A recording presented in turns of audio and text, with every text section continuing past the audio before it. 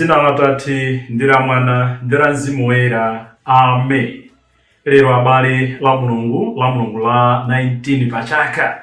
Mawu athu akutikodola ku zinthu zitatu. Tizikhala moyo uno ndi chikhulupiriro, komanso tizikhala okonzeka ndi chikhulupirirocho kuti titumikirane wina ndi nzake, koma koposaposa pamene tikutumikirapo tizionetsa kuti tikubweretsa kusintha. We must be ready to shine with our faith. Mawu athu oyamba tsiku la lero tikuwatenga m'buku la Luntha.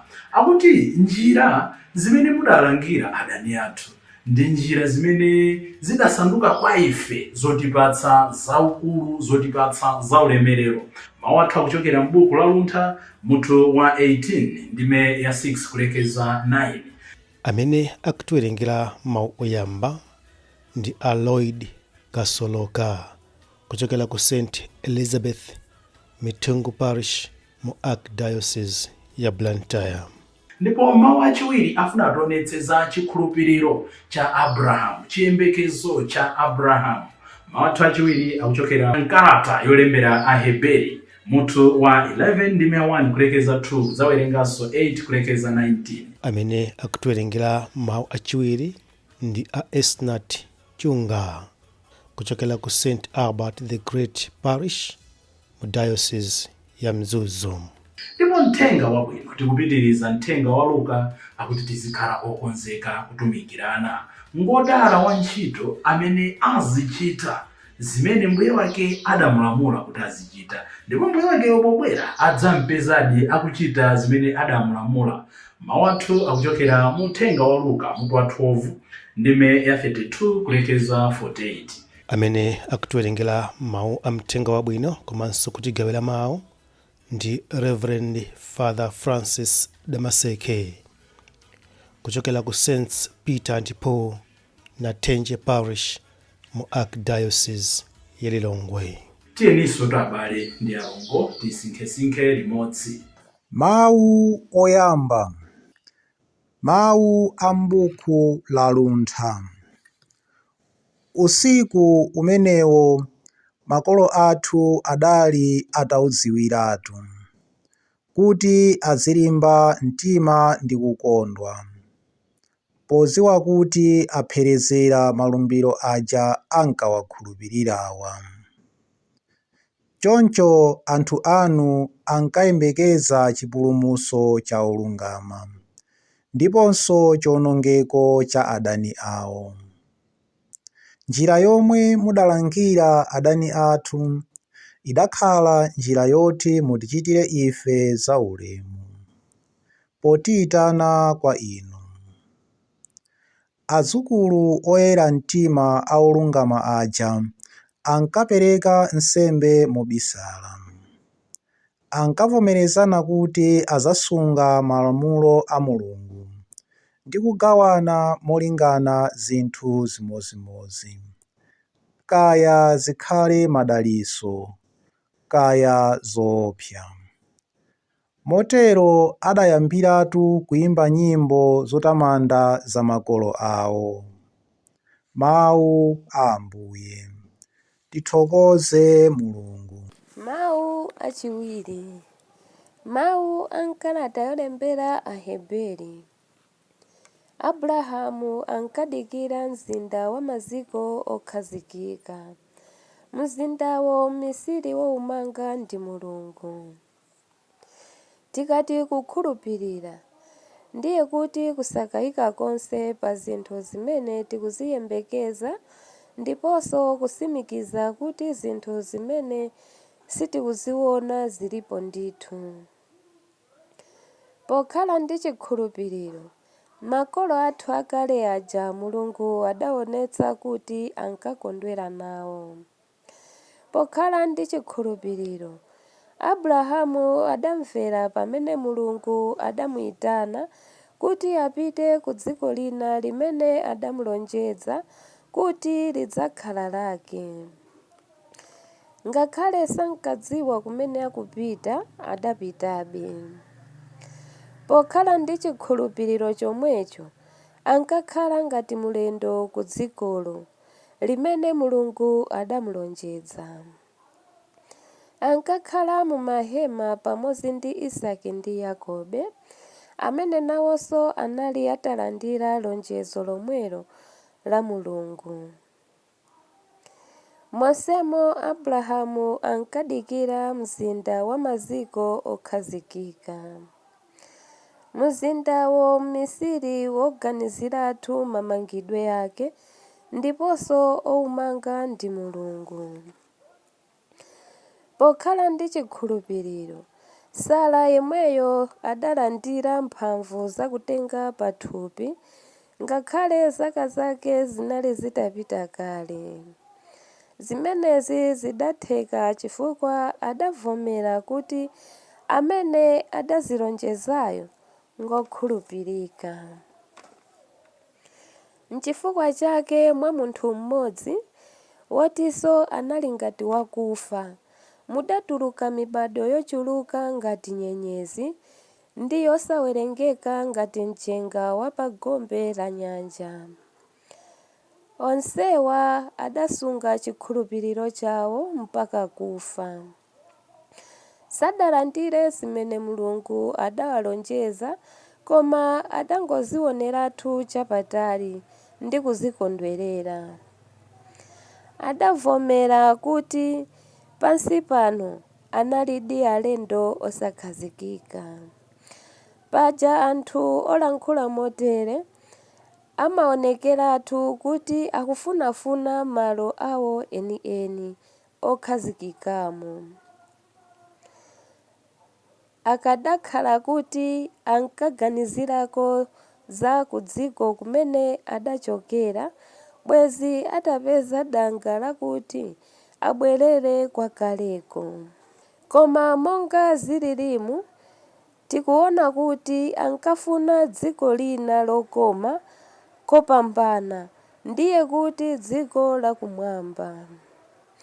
N'chifukwa chake Mulungu sachita manyazi kutchedwa Mulungu wawo, popeza kuti Iye adawakonzera mzindawo. Pokhala ndi chikhulupiriro, Abrahamu pamene Mulungu adamuyesa adapereka Isake ngati nsembe.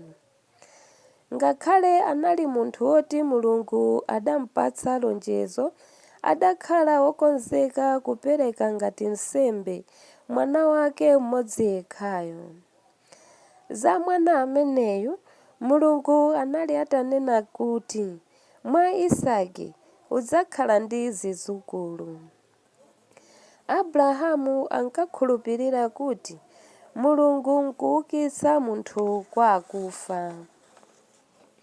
Tsono tingathe kunena mofanizira kuti adamulandiranso Isakiyo ngati wouka kwa akufa. Mawu a Ambuye. Tithokoze Mulungu. Ambuye akhale nanu. Mawu mu Uthenga Wabwino monga adalembera Luka woyera. Ulemu kwa inu Ambuye. Yesu adati kwa ophunzira ake, inu nkhosa zanga, ngakhale mulowerengeka musaope, pakuti mudakomera Atate anu kuti akupatseni ufumu wake. Gulitsani zonse zimene muli nazo, ndipo ndalama zake mupatse aumphawi. Mudzipezere matumba a ndalama amene safwifwa, ndi kudzunjikira chuma chokhalitsa kumwamba. Kumeneko mbala sizingafikeko ndipo njenjete sichingachiononge. Pajatu kumene kuli chuma chako, mtima wako umakhala komweko. Khalani okonzeka kutumikira, ndipo nyale zanu zikhale zoyaka.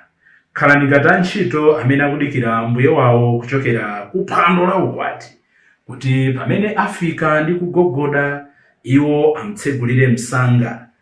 Ngodala antchito amene mbuye wawo pofika awapeza ali maso.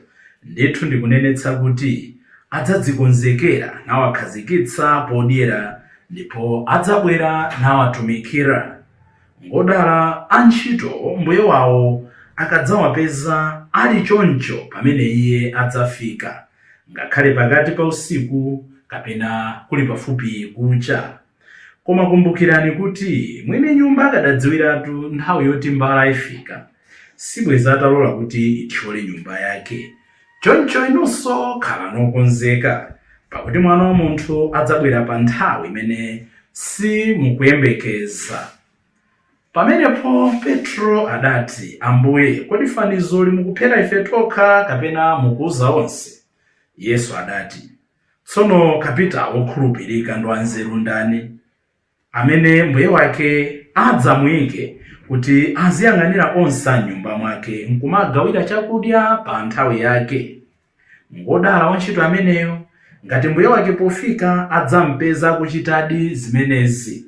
Ndithu ndikunenetsa kuti adzamuyika woyang'anira chuma chake chonse.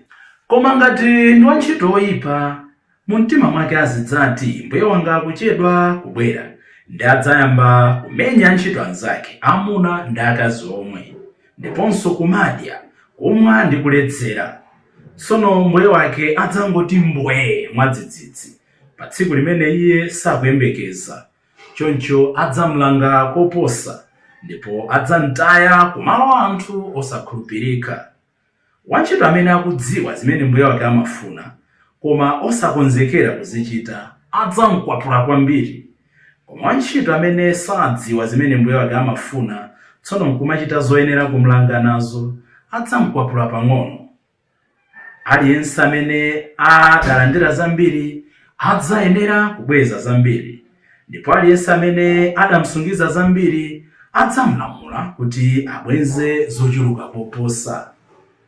Mthenga wa Ambuye. Abale ndi alongo, tonse amene tidabatizidwa, tonse amene timamva mawu a Khristu, lero akutipempha zinthu zitatu. Choyamba, kukhala moyo wathu ndi chikhulupiriro, living by faith. Tikumbukire kalata ya maepiskopi ya 1992 akunena kuti living our faith, kukhala moyo wa chikhulupiriro. Kunena kuti chikhulupiriro samangokhala ngati lifestyle, kunena kuti basi ndavala malaya, ndavula, ndasintha, ndavala ena, ndachena, ndavala ena. Ayi, ndi akuti tikachikhala chikhulupirirocho, chachiwiri tizitumikirana. Mwachidule, pamene titumikirana ndi umboni onena kuti ndife okhulupirira. Koma koposaposa, we must shine. Sinkhani yongonena kuti ndakutumikirana, ndionetsetse kuti pamene ndatumikira ndi mtima wonse. Izi ndi zina zimene mwachidule mawu a tsiku la lero akutipempha. So mawu toyambaja tikamvetsera bwino, buku la Luntha akunena kuti njira zimene mudalangira adani athu, njira zomwezo zidasanduka ntchito zazikulu zoti muonetse pakati pathu. In other words, the means you use to punish our enemies, they become to us our blessings. Kunena kuti kutembenuza zinthu zolakwika nkuyamba kuziona ndi maso abwino pakati pathu ngati ndife anthu achikhulupiriro. Timenera kuti pamene ena tsoka lawagwera, pamene ena zovuta zawagwera, pamene ena zinthu sizinayendere, tizikhala anthu amene tikuphunzira china chake mmoyo. Mawu achiwiri akupanga suggest to us, akufuna atuonetse kuti nthawi zina anthufe timaphunzira kwa anthu amene ali less significant in life, kapena nthawi zina timadzikira muyeso wa anthu amene sakuyenera akhale muyeso mmoyo mwathu. Mwachitsanzo, kunena kuti ineyo wansembe, kusankha wansembe wina kumanena kuti ine ndikupanga zopambanawo. Ambuye Yesu afuna kuti muyeso wathu uzikhala waukulu. Ndi muyeso waukulu ndi chani? Poyamba pakhale Mulungu amene kuti ndikamati ndine wachifundo, ndikamati ndine okhululuka, ndikamati ndine opatsa, ndikamati ndine omvera, can I do that? Nkulenga Ambuye Yesu kuti kodi kupatsa kwanga ndikufanizira ndi Ambuye Yesu. Ndipo atipatsa chitsanzo cha munthu amene tingathe kuyang'ana ndi maso athu, Abrahamu, amene timati ndi kholo lathu pa chikhulupiriro. Ngati ndife anthu amene tikufuna kuti chikhulupiriro chathu chizibereka zipatso, akuti muyeso wathu asakhale angana ndi angana, akhala inde Ambuye Yesu, kapena tiyang'ane kwa anthu amene ali real models mchikhulupiriro. Ndipo atipatsa Abrahamu. Mwachitsanzo, akuti ndi chikhulupiriro komanso ndi chiyembekezo, akutero mawu aja, Abrahamu adamvera. Ineyo ndikadziyang'ana moyo wanga, kumvera kwanga ndi kotani? Ndine ndimanena kuti omvera amapereka nsembe. Ngati msabatayi sindipereka nsembe, ngati sabata yapita sindimapereka nsembe, koma ndionera kuti ndine wachikhulupiriro, koma ndionera kuti ndine munthu amene adabatizika. Ndidzifunse mafunso awiri atatu kuti chikhulupiriro changa chayima potani. Sakuyimira pompoyi, akuti Abrahamu chifukwa cha chikhulupiriro adakhala ngati mlendo m'dziko limene analowamo mu dziko limene Ambuye chauta adamulosera. A true believer, a true Christian akuyenera azidziona ngati mlendo. Nde paja timayimba pansi pano ndife alendo, kwathu ndi kumwamba tikuthokozani Mbuye. N'chifukwa chake mchaka chino cha Jubilee akunena kuti we are pilgrims of hope, ndife anthu apa ulendo wa chikhulupiriro. Kodi inuyo ndine timakhala ndi kumalingalira kunena kuti ndine mlendo pansi pano, ndine mlendo mu nsembe? Ambiri tidamanga misasa mu nsembe onena kuti sitimafuna wina atidutse, sitimafuna wina achite zinthu zosiyana ndife. Tidamanga misasa mdziko, chipande chathu ndi timachiona champhamvu. Sitimafuna wina abweretse ideas yoneka kuti ndi oposa zimene ife tikukhulupirira. But in the end, as a Christ, ngati anthu amene timakhulupirira, tisamayiwale kuti tsiku lina likudza ndife alendo, tidzasamuka panga talike panga fupike, tingapite ku gym, tingatani, tingadye zabwino zotani, tingakhale pa medical schemes zosiyana-siyana, eventually one day tidzabwerera ndife alendo. Chimene chocho chizitithandiza kuti zimene Mulungu adatipatsa tizizigwiritsa ntchito moyenerera, kutumikirana kuja kukubwera pamenepo. N'chifukwa mawu muthenga wabwino akunena kuti tikhale okonzeka kutumikirana, tikhale anthu amene tikuzindikira kuti chimene tidabwerera pansi pano ndi kukhala kapolo kwa wina ake. N'chifukwa Ambuye Yesu ajamanena kuti chitani monga adachitira Mwana wa Munthu, sadabwere kuti anthu amutumikire koma kuti iye atumikire anthu. Ufumu wakumwamba abale is not all about kuti ndafikapo, ndakwaniritsa, I've made it. It's a daily call. But every day ndizoona kuti lero ndafoka ndatsuka, lero ndafoka ndatsuka. Pamene ndikupanga zimene zija mbali ina ndikutumikira anzanga. Koma mwina ambiri timati ndidafikapo, moti timafuna wina aliyense akhale kapolo wathu. As we step out in faith, tamva muthenga wabwinochi Ambuye Yesu akuti musaope, simuli nokhayi. Imakwana nthawi, kandi ne wansembe, kandi we sister kauli pabanja, kandi moyo wanje umene tili, imakwana nthawi yoti timadzona ngati tilitoka. Ambuye Yesu akuti ananga, ngakhale ndinochepa, ngakhale chiwerengero chanu chili pa chiopsezo, ineyo ndili nanu. Chimenecho ife atumiki, chimenecho ife amene nda Khristu, chimenecho ife amene pena pake tikuona ngati zinthu sizikuyenda. Ambuye Yesu akutitsimikizira kuti sitimakhala tilitoka. So timalize ndi zinthu zisanu izi poyang'ana mthenga wabwino. Tatenga mawu atali tsiku la lero, ndofunika kuwasinkha mozama. Koma noti tikabwera muthenga wabwino, ena mwa maphunziro kupatula zimene tanena, tikuona kuti Ambuye Yesu afuna titsimikizire kuti treasure what matters. Tizisunga zinthu zimene zili zofunikira. Akuti kumene kuli mtima wanu, moyo wanu wonse umakhala kumeneko. Kodi ineyo anthu atandiona amanena kuti mtima wanga uli kuti? Mwina anthu anena kuti ndili paliwamba, adatilalikira Father Makwinja nthawi inayi. Amanena kuti nthawi zina mmalo momaonetsa kumene mtima wathu lire uli, timaonetsa anthu kumene mtima wathu uli koma kolakwika. Ndamapereka chitsanzo Father Makwinja ndibwerekere mawu awo. Kunena kuti mwina ife ansembe makambirana, mangokambirana za ulimi, kumangokambirana mmene ndapangira phindu, mmene tingapangire survive. Iye tosakambirana kuti utumiki wathu upita bwanji patsogolo, chikhulupiriro changa chipita bwanji patsogolo. Kumene kuli mtima wako, nzeru zako, mphamvu zako zimakhala konko. Chachiwiri, Ambuye Yesu akunena kuti kukhala maso si nkhani yongonena kuti basi nditomola masowa, nzosatheka kuti 24 hours munthu basi iye ndife anthu timatopa. Oko muti amwe madragi otani imakwana nthawi ina yake kumafoka. Kufoka kuli magawo awiri, kufoka kuzimu konena kuti anthu kumadaba kuti Father amene achita izi, inde ndife anthu timagona. Koma kunena kuti watchfulness is holiness in practice. Akamanena kuti munthu ali m'maso, ndi munthu amene wazindikira kuti ndagwa, ndi munthu amene wazindikira kuti sindinachite kufuna kwa Ambuye, ndi munthu amene akudzitsutsa yekha, ndi kumuona kuti ndatayirira. Ndiyambenso matsopano, ndatayirira ngati wansembe, ndatayirira ngati sister, ndatayirira ngati wapabanja, ndatayirira ngati Mkristo, ndatayirira ngati wandale, ndatayirira ngati cancer, ndatayirira ngati nduna, ndatayirira ngati civil servant, ndatayirira ngati anthu amene akundipanga trust, kandi wa polisi, kandi wenesi. Pamene tiyamba kumakhala moyo umene omanena kuti ndibwerere mu track, ndiye kuti tayamba kukhala anthu amene ali maso. Ndipo zitsanzo ndi zambiri m'malemba oyera. Msamariya uja, the good Samaritan, amene uja titonena kuti amakhala maso. Chitsanzo chimene atipatsa lero Abraham, sikuti tusamagwa, sikuti tusamalefuka, sikuti tusamalephera. Ndi uja masabata awiri apita tidaona kuti adalephera kukwaniritsa kudikirira zimene Mulungu adamulonjeza, to the extent kuti adamvera zimene mkazi wake Sarai adamulamula. Koma khalekhaleni ndi uja amanena kuti Ambuye musandipitirire, sikuti amangoyankhula chabe, amayamba kutumikira anthu ndi kumamvetsera alendo amene adabwera pa khomo pake. In the end tidamuona kuti adali maso kumvetsera liwu la chiuta. Chachitatu, Ambuye afuna atikumbutse muthenga wabwino kuti we are stewards, ndife akapitawo. Kama ndi magalimoto 10, kama ndi matumba achimanga 7, kama Mulungu adakudalitsani ndi zotani, kama Mulungu adakupatsani mawu abwino, maonekedwe abwino, everything that we have, we are only stewards. Komatu ambiri tufuna kumulanda Mulungu ulemerero ndi malo ake.